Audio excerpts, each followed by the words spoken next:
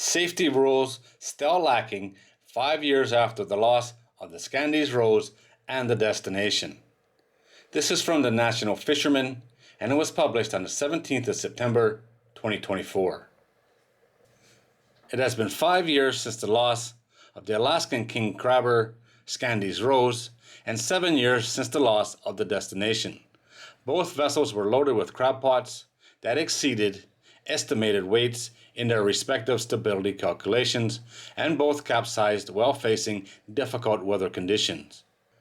The loss of the destination and the Scandies Rose were a double gut punch to the industry, said John Myers, co-owner of Hakama Group, a highly regarded naval architecture and marine engineering firm in Seattle.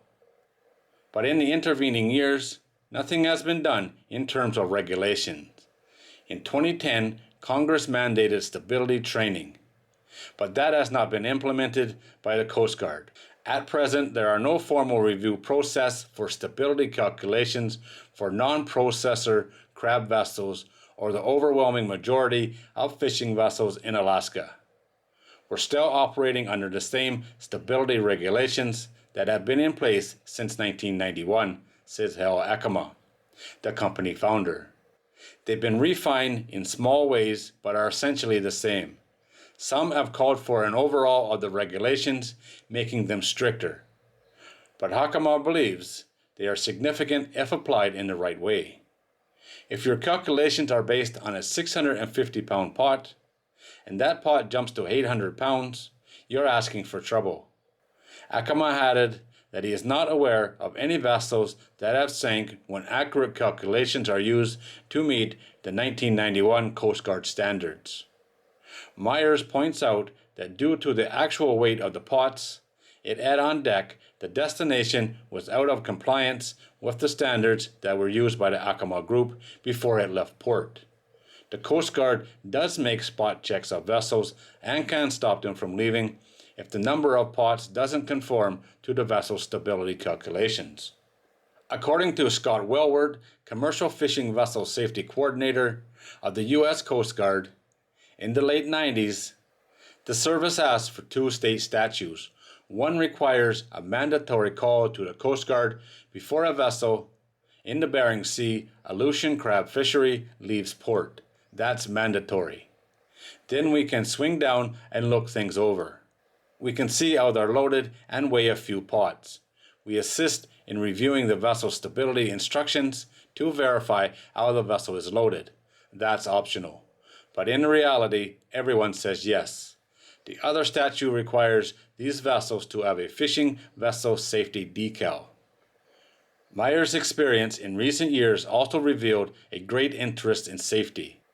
Where we're seeing change is in individual awareness. Our phone is ringing with vessel owners who know their stability booklets are out of date and want them updated. To further help increase awareness, Hakama Group offers a 4-hour stability training program in Seattle at the same time as the Pacific Marine Expo. We're right across the street at the Silver Cloud Hotel, Friday the 22nd of November at 8 a.m., says Myers. We look at the variables of stability and other important factors such as watertight integrity and downflooding, due to the things like open doors and hatches. The Arctic Rose was lost in 2001 along with its 15 crew members due to watertight doors being tied open that could not be closed quickly.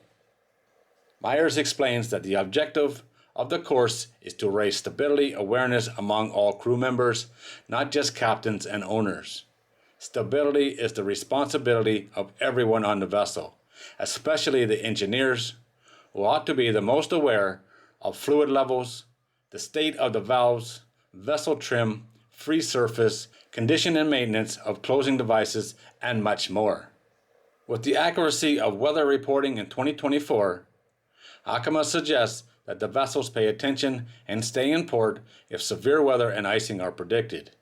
If you're looking at severe icing conditions, don't go, he said, noting that the crabbers are particularly vulnerable to sudden changes because they take on pots in port and then may have to travel 24 hours or more to the fishing grounds. Myers recommends having pots weighed for accurate calculations. We weigh them with all the associated gear, ropes, buoys, etc. This is a very important issue. I think the industry understands that, and we're doing all we can to raise awareness. The industry and regulatory bodies such as the Coast Guard must collaborate to address stability among these fishing vessels, ensuring that all operate under rigorous, up-to-date safety standards to prevent future tragedies. Anyone who's followed this channel for very long know I've done a lot of videos on boats rolling over all over the world, not just the Bering Sea. And 9 times out of 10, the cause is stability or lack thereof. It's good that these guys are bringing this to the forefront again. It's a very serious situation and something fishermen really need to pay more attention to.